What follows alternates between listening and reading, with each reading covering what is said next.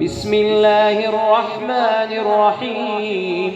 والفجر وليال عشر والشفع والوتر والليل إذا يسر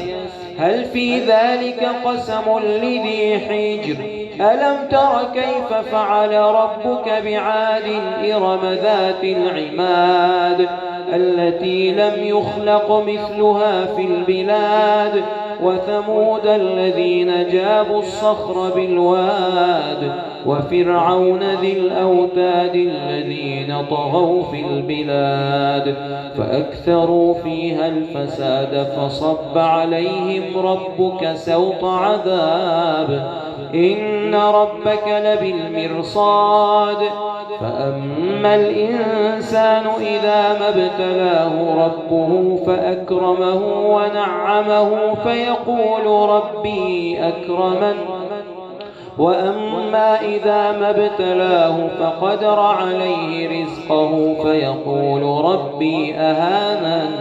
كلا بل لا تكرمون اليتيم ولا تحاضون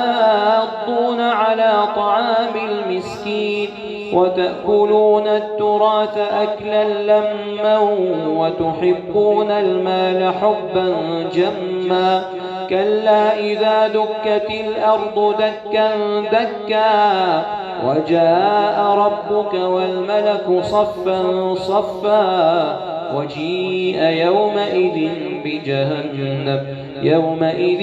يتذكر الإنسان وأنى له الذكرى يقول يا ليتني قدمت لحياتي